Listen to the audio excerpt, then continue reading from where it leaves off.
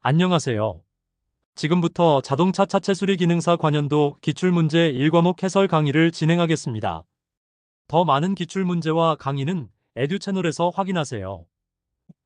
첫 번째 문제는 자동차 공학에 쓰이는 단위 환산에 관한 문제입니다. 자동차 공학에 쓰이는 단위 환산으로 틀린 것을 찾는 문제입니다. 정답은 3번 1kcal는 427분의 1kg/m입니다.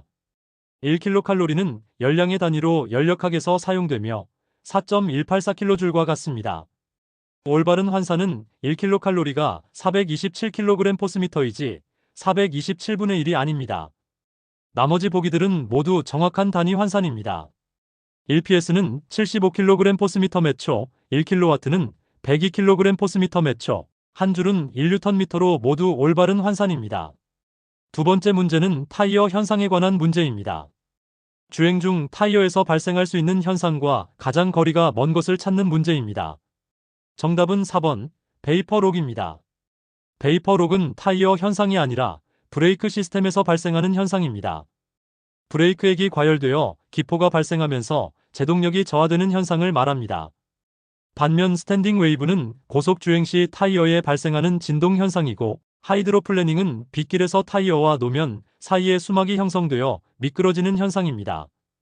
타이어 터짐은 과도한 압력이나 충격으로 타이어가 파열되는 현상으로 모두 타이어 관련 현상입니다. 세 번째 문제는 캐스터에 관한 문제입니다. 캐스터 설명 중 틀린 것을 찾는 문제입니다. 정답은 4번 캐스터 각이 0도일 때는 바퀴를 조향할 때 스핀들은 수직면 상의 궤도에서 움직인다입니다. 캐스터는 조향 안정성과 관련된 중요한 요소입니다. 캐스터 각이 0도일 때는 조향축이 수직이므로 바퀴를 조향해도 스핀들이 수직면 상의 궤도에서 움직이지 않습니다. 나머지 설명들은 모두 정확합니다. 캐스터는 수직선 기준으로 조향축의 기울기를 의미하며, 플러스 캐스터는 조향축 상단이 뒤로, 마이너스 캐스터는 앞으로 기울어진 것을 말합니다. 네 번째 문제는 승용차 형식에 관한 문제입니다. 가장 일반적인 승용차 형식으로 사도어에 실내 2열의 4에서 5인승 좌석이 있고 트렁크가 있는 형식을 찾는 문제입니다. 정답은 4번 세단입니다.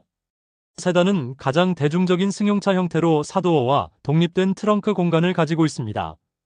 일반 가족용 차량으로 많이 사용되며 경제적인 연비와 주행 안정성을 갖추고 있습니다. 외건은 화물 공간이 확장된 형태이고, 라이트밴은 소형 화물차, 트레일러는 견인 차량을 의미하므로 문제에서 설명하는 형식과는 거리가 있습니다. 다섯 번째 문제는 속도의 단위에 관한 문제입니다. 국제단위계 SI 단위에서 속도의 단위로 맞는 것을 찾는 문제입니다. 정답은 4번 미터매초입니다. 국제단위계에서 속도는 거리를 시간으로 나눈 값으로 표현됩니다. 따라서 미터를 초로 나눈 미터매초가 올바른 단위입니다. 1번 제곱미터매초는 면적 관련 단위이고, 2번 미터매초 제곱은 가속도의 단위입니다. 3번 제곱피트매초는 미국식 단위계로 국제단위계가 아닙니다. 여섯 번째 문제는 전조등에 관한 문제입니다. 전조등에서 실드 비명이 무엇인지 묻는 문제입니다. 정답은 2번 렌즈, 반사경 및 전구를 일체로 만든 것입니다. 실드 비명 전조등은 렌즈와 반사경, 전구를 하나의 밀폐된 유닛으로 제작한 형태입니다. 이 방식은 내부에 먼지나 습기가 들어가지 않아 성능이 일정하게 유지되는 장점이 있습니다. 다만 전구만 교체할 수 없고 전체를 교체해야 하는 단점도 있습니다. 일곱 번째 문제는 모노코크 바디에 관한 문제입니다. 모노코크 바디에서 프런트 바디 부분에 속하는 패널을 찾는 문제입니다. 정답은 1번 라디에이터 서포트 패널입니다. 라디에이터 서포트 패널은 차량 전면부에 위치하여 라디에이터를 지지하는 역할을 하므로 프런트 바디에 속합니다.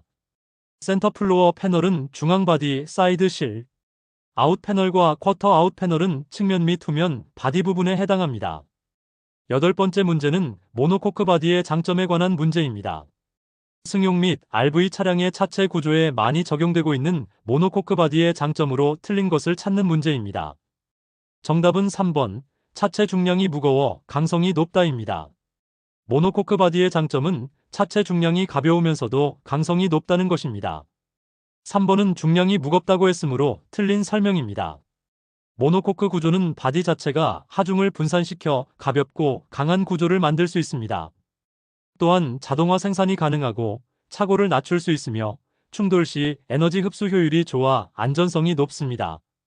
아홉 번째 문제는 연비 향상에 관한 문제입니다. 자동차 기관의 연비를 향상시키기 위한 대책이 아닌 것을 찾는 문제입니다. 정답은 4번 기관 냉각수 온도 저감입니다. 연비를 향상시키려면 기관이 적정 온도에서 작동해야 합니다. 냉각수 온도를 낮추면 오히려 연비가 나빠집니다. 기관은 적정 온도에서 가장 효율적으로 작동하기 때문입니다. 반면 동력 전달 장치의 마찰 감소, 공기 저항 감소, 차량 중량 저감은 모두 연비 향상에 도움이 되는 방법들입니다. 열 번째 문제는 리어바디 구조에 관한 문제입니다. 모노코크 바디의 각부 구조 중 리어바디에 속하지 않는 것을 찾는 문제입니다. 정답은 2번 에이프런입니다. 에이프런은 차량 전면부의 프런트 바디에 속하는 부품입니다. 엔진룸 측면을 보호하는 역할을 합니다. 반면 트렁크 리드록, 테일 게이트, 백 패널은 모두 차량 후면부인 리어바디에 속하는 구성 요소입니다. 11번째 문제는 사이드 머드가드 재료에 관한 문제입니다. 차체의 사이드 머드가드에 사용되는 재료와 거리가 먼 것을 찾는 문제입니다. 정답은 3번 고장력 강판입니다. 사이드 머드가드는 타이어가 튀기는 이물질을 막는 부품으로 유연성이 필요합니다. FRP, PP, 림 우레탄 같은 플라스틱 소재들이 주로 사용됩니다. 고장력 강판은 차체 골격 등 강도가 필요한 부분에 사용되며 머드가드처럼 유연성이 필요한 부품에는 적합하지 않습니다. 12번째 문제는 용해 아세틸렌에 관한 문제입니다. 용해 아세틸렌은 몇 기압 이하에서 사용하여야 하는지 묻는 문제입니다. 정답은 1번 약 1.3기압입니다. 아세틸렌은 2기압 이상에서 불안정해져 폭발 위험이 있습니다.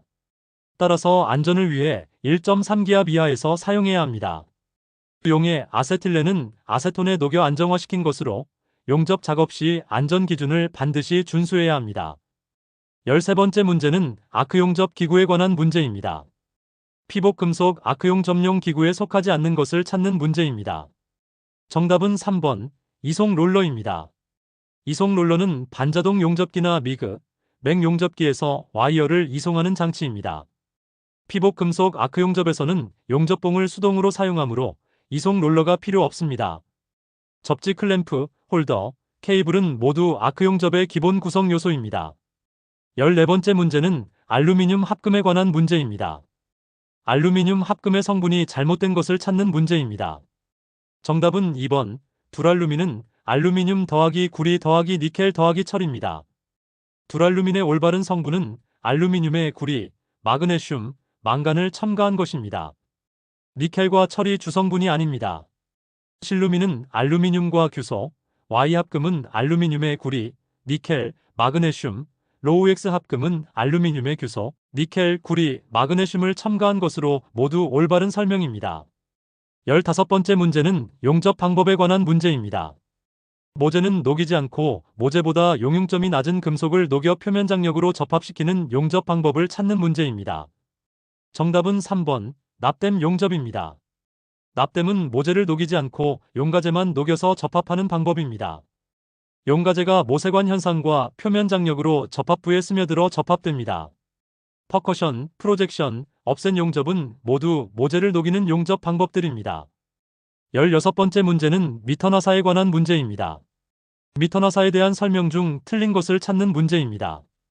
정답은 1번 동력 전달용 나사이다입니다. 미터 나사는 체결용 나사입니다. 동력 전달용 나사는 사다리꼴 나사나 각 나사 등이 사용됩니다. 미터 나사는 나사산 각도가 60도이며 바깥지름으로 호칭 치수를 표시하고 피치는 밀리미터로 표시하는 것이 맞습니다. 17번째 문제는 알루미늄 합금 용접에 관한 문제입니다. 알루미늄 합금 패널의 용접 작업에 관한 설명으로 틀린 것을 찾는 문제입니다. 정답은 3번 알루미늄 합금 패널의 산화막은 손상되지 않도록 용접해야 한다입니다. 알루미늄 표면의 산화막은 용접 전에 반드시 제거해야 합니다. 산화막이 있으면 용접 불량이 발생하기 때문입니다. 알루미늄은 가열 온도 확인이 어렵고 열전도성이 우수하여 국부 가열이 어려우며 용접부에 기공이 발생하기 쉬운 것은 모두 맞는 설명입니다. 18번째 문제는 탄소광에 관한 문제입니다. 탄소광의 설명 중 맞지 않는 것을 찾는 문제입니다.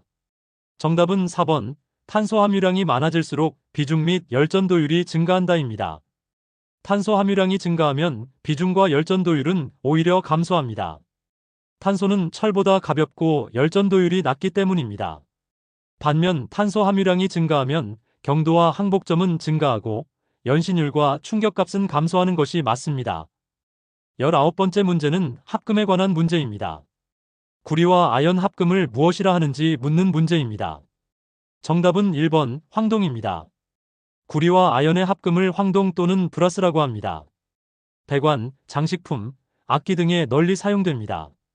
청동은 구리와 주석의 합금이고 베어링강과 스프링강은 특수강의 종류입니다. 20번째 문제는 도면 해석에 관한 문제입니다.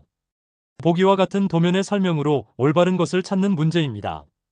정답은 2번 L형 강의 양단 45mm 띄워서 800mm의 사이에 100mm의 피치로 지름 20mm의 구멍을 9개 뚫는다입니다. 도면을 해석하면 L형 강 양쪽 끝에서 45mm씩 여유를 두고 전체 800mm 구간에 100mm 간격으로 지름 20mm 구멍을 9개 가공하는 것을 의미합니다. 도면 해석 시 치수와 개수, 간격을 정확히 파악하는 것이 중요합니다. 이상으로 자동차 차체 수리 기능사 기출문제 1과목 해설 강의를 마치겠습니다. 지금 에듀 채널에 가시면 더 많은 기출문제와 오디오 강의를 이용하실 수 있습니다. 감사합니다.